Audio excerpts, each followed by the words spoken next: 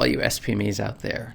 Today's question has 3 answers, and you're going to want to stick around because the third answer is a secret as to how self-publishers who are insanely successful stay motivated through tough times. And there is one secret to this issue. So let's get into it. Today's question is, what are the best tips for self-publishing a book?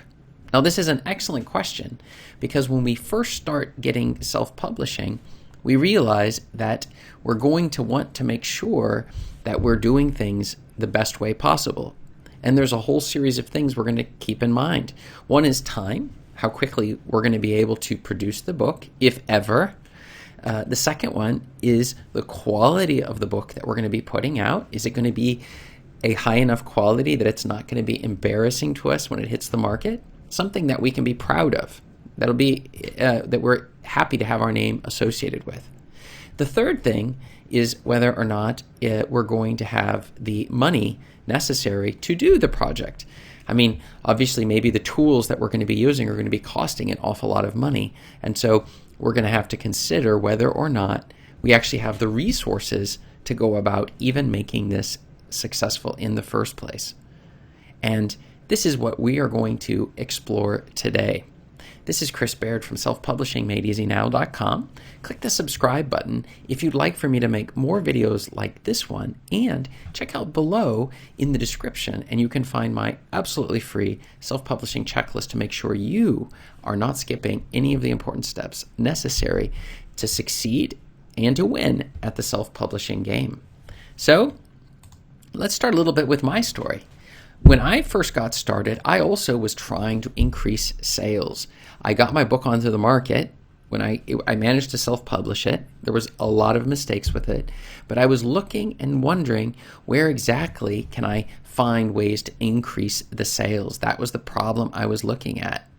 Then the problem I discovered was that there's just too many tips coming from very different directions and people.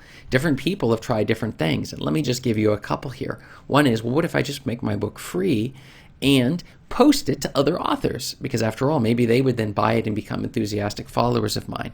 But then you discover that other authors are really not interested in reading your book. And it's a little bit sad, but for a lot of people, they don't really fully realize that. And so it's important for you to understand that when you put your book onto the market, you're not marketing to other authors. You're marketing to readers, and authors are also readers, but this is a terrible strategy. And also, just because you get a lot of free downloads of your book does not mean that you're going to be making a lot of sales. And I thought, wow, I was getting thousands of downloads of my book, but that doesn't mean they're actually reading the book. And a lot of people who get stuff for free, they put so little value in it that they don't even bother to use the time to read it, and many of them will give 1-star reviews. Even if your book is a high quality book, they will still hit it too hard. And these were the sort of incorrect tips I was getting from some people who simply they themselves had not actually succeeded with the tips that they were giving me. The next one is that I began to feel a little bit of an overwhelm. How am I ever going to get these things to sell more copies when all of the tips that I'm trying just are not working? And that was very disappointing for me. But then I was listening to a podcast on Internet Business Mastery was the name of the podcast, and they commented that you should be doing one thing at a time, and you need to make sure that you celebrate even your tiniest of wins. This is one of the key motivating facts, and that I began to realize that I shouldn't be comparing myself to other authors. I shouldn't, that sense of, I feel that I'm not making it as a self-published author, that sensation, that comparing it with other authors, as opposed to saying, no, I'm getting an increase in the number of sales I'm getting on my books, and I'm getting more books onto the market. And through that slow process and celebrating these wins as they came, that helped me to understand what was necessary to actually win the game in the long run when we're playing the game. And that was, you need to enjoy the journey, because in reality, it's just a marathon. But let's get into the answers regarding the tips here. Well, the first one is take one step at a time. Don't try to rush through the whole process of self-publishing, or if you've got your book out there, don't try to rush through the process of trying to get an infinite number of sales on it. Rather, try one tip at a time, right? And so that might be getting up your ads, which is an important thing to do on Amazon. Get your ads running so we're able to start bringing and putting our books into the hands of our readers, at least in front of their eyes. And many readers have to see your cover like 7 times before they would consider actually buying your book. The second tip is get the right tools once you can afford them. I put a list of the tools that I found below in my description, the affiliate links for the different tools that I use. And these are the tools that have helped my books to sell as many copies as they've sold, somewhere in the range of 40,000 copies of the books. That's been key to that. I've bought a lot of tools that never made me any money back.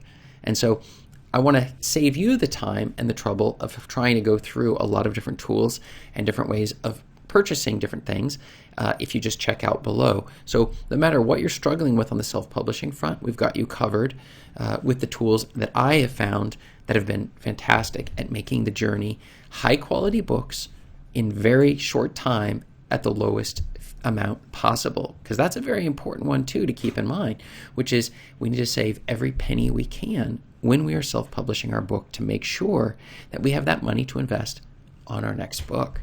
And now our secret answer of the day to the best tips, and it is celebrate your wins. I mentioned that in my personal story, but even the tiny ones, this is the psychological head game.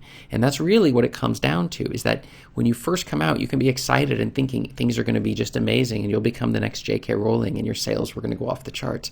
But in reality, it just simply never really plays out that way. And if you're paying attention to the tips over here, you'll see that they're sort of covering along these points, which is we need to try a lot of stuff and see what works and keep that and throw away what doesn't work.